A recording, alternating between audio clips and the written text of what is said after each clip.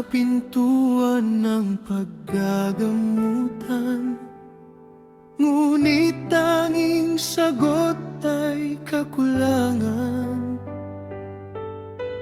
Hindi tatanggapin kung walang bayad, kahit buhay nang nakatay at nakasalalay. Unti-unting humihina ang katawan, walang gamot na maibigay at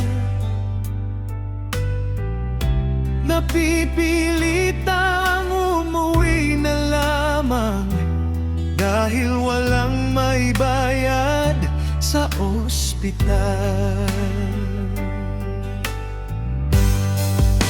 Kaya't sa Diyos na lamang ialay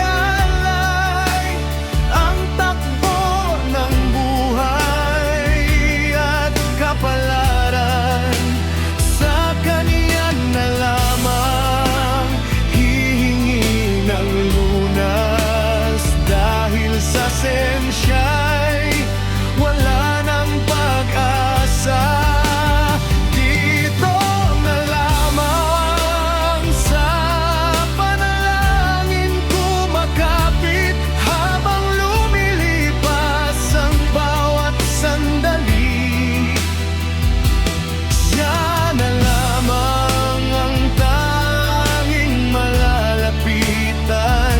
Kapag ang yaman ay lubos na kulang,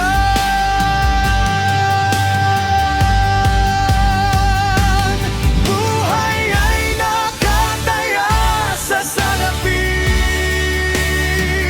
ngunit sa huli sa langit hahanapin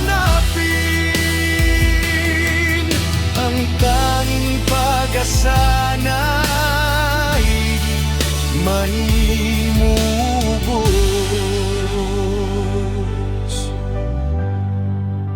Kaya't sa Diyos na lamang ialay ang takbo ng buhay at kapalaran.